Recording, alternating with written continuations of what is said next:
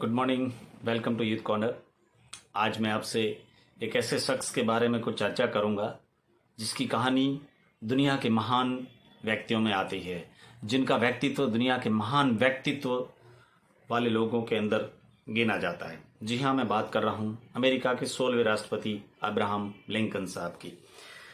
एक इतना बड़ा शख्स, इतनी बड़ी शख्सियत, इतने बड़े व्यक्ति और उतना ही बड़ा व्यक्तित्व, ये दोनों बैलेंस किस तरीके से रखा, ये बैलेंस किस तरीके से बन पाया, इतने बड़े व्यक्ति होने के बाद में इतना बड़ा व्यक्तित्व कैसे बरकरार रखा, इतने बड़े पद पर जाने के बाद में इतना अच्छा व्यवहार कैसे बरकरार रखा, इस बैलेंस को बनाने के पीछे राज क्या था। वो राज होता है इंसान का व्यवहार, इंसान का व्यक्तित्व, इंसान की संघर्ष की कहानी, इंसान का धरातल से जुड़े रहना। आइए मैं उनके बारे में कुछ चीज़ें बताना चाहता हूं जो ये बयां करती हैं कि वो अपने संघर्ष के साथ साथ खुद ऊंचाइयों पर पहुंचकर अपने परिवार को क्या देना चाहते थे। अपने परिवार में उनके बच्चे के रूप में पल रही उस कली को वो क्या बनाना चाहते थे, वो चीज़ मैं आपसे शेयर करना चाहता हूं।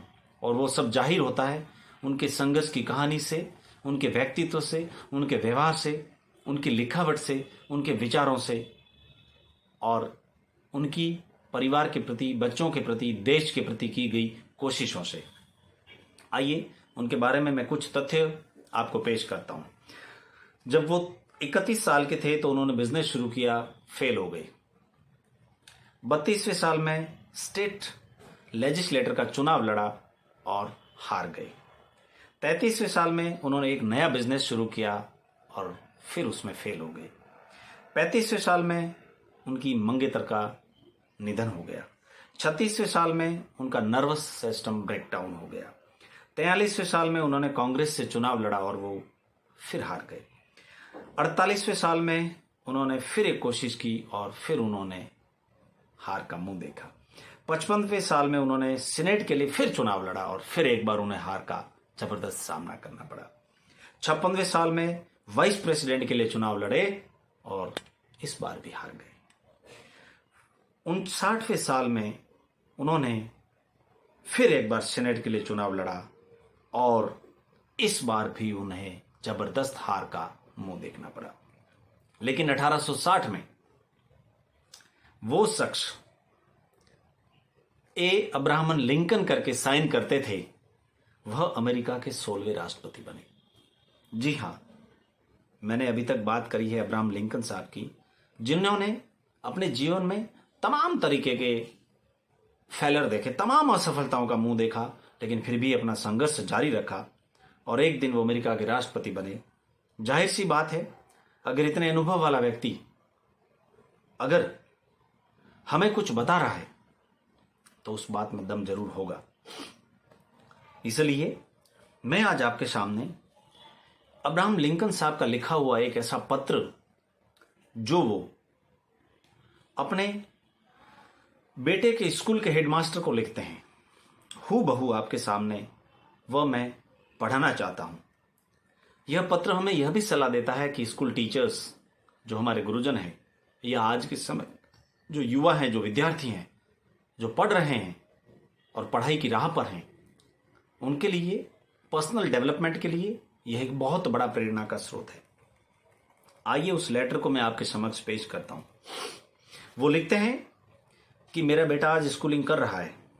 कुछ समय के लिए उसके लिए ये थोड़ा अजीब और नया होने वाला है और मैं उम्मीद करता हूं आप उसके साथ नम्रतापूर्वक व्यवहार करेंगे। ये एक ऐसा काम है जो शायद उसे दुनिया के अलग अलग हिस्सों में लेकर जाएगा। इस जीवन को जीने के लिए विश्वास, प्रेम और साहस की जरूरत होती है।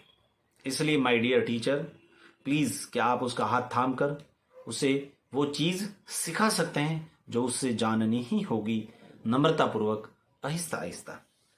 उसे सिखाइए कि हर एक दुश्मन के बदले एक दोस्त होता है।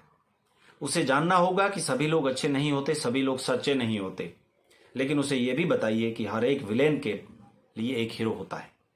हर एक भ्रष्टाचारी पॉलिटिशियन के बदले एक समर्पित लीडर होता है। उसे सिखा सकें तो सिखाइए कि $1 पाने के बजाय 10 सेंट कमाना कहीं ज्यादा वैल्यू रखता है। टीचर, उसे बताइए कि स्कूल में फेल होना चीटिंग करने की अपेक्षा कहीं अधिक सम्मानजनक होता है। उसे सिखाइए कि शान से हारा कैसे जाता है और जब वो जीते तो खुशी कैसे मनाई जाती है। उसे अच्छे लोगों के साथ विनम्र रहना और बुरे लोगों के साथ सख्त रहना चाहिए। अगर हो सके तो उसे जलन से दूर ले जाइए और उसे अपने में खुश रहने का रहस्य समझाइए। उसे किताबों के चमत्कार के बारे में जरूर बताइए, लेकिन उसे आकाश में उड़ते पक्षियों, फूलों व मंडराती मधुमक्खियों और हरी पहाड़ी पर गिरती सूरज की किरणों के परम रहस्य के बारे में सोचने का मौका जरूर दीजिए। उसे अपने आइडियाज में यकीन करना सिखाइए, तब भी जब हर कोई उसे गलत कह रहा हो। जब हर कोई भेड़ चाल का हिस्सा बनना चाहता हो, तब आप मेरे बेटे को भीड़ से अलग चलने की ताकत देने का प्रयास कीजिए। आप उसे सभी लोगों की बात सुनना सिखाइए, लेकिन उसे यह भी सिखाइए कि वह जो भी सुने उसे सत्य के पर्दे से छान लें और केवल जो सही है उसे ग्रहण करें। यदि वो सही है तो उसे गरजती हुई भीड़ का कान बंद करके सामना करना सिखाइए। उसे सिखाइए कि भले वो अपना टैलेंट और दिमाग सबसे अच्छी बोली लगाने वाले को बेचे, पर अपने दिल और आत्मा की कभी बोली ना लगाए। उसमें इम्पेशेंट होने का साहस जगाइए और बहादुर बनने के लिए पेशेंट रहना सिखाइए। उसे खुद पर भरोसा करना सिखाइए, क्योंकि तब उसे हमेशा मानवता पर और ईश्वर पर भरोसा रहेगा। टीचर, यही बातें मैं अपने बच्चों को सिखाना चाहता हूं, लेकिन देखिए आप बेस्ट क्या कर सकते हैं। वो इतना छोटा सा प्यारा सा बच्चा है, वो मेरा बेटा है, अब्राहम लिंकन। अब जरा इस बात पर विचार कीजिए कि कितना बड़ा आदमी, कितना बड़ा व्यक्तित्व, दुनिया का सबसे पावरफुल माना जाने वाला देश, जिसके पास में दुनिया की महानतम चीजें हैं, जिसके पास में बहुत देशों तक, बहुत वर्षों तक कई देशों पर शासन करने का कुप्रसिद्ध गौरव भी है। इसे प्रसिद्ध गौरव नहीं कह सकते, लेकिन एनी हाउ आज के हालातों से देखें तो कुछ मायनों में भारत से अमेरिका बड़ा नहीं है, लेकिन फिर भी कुछ मायनों में अमेरिका बड़ा देश है। उस देश का राष्ट्रपति, इतना बड़ा व्यक्तित्व, इतना बड़ा नाम, अपने बेटे को कितनी धरातल की चीजें बता रहा है।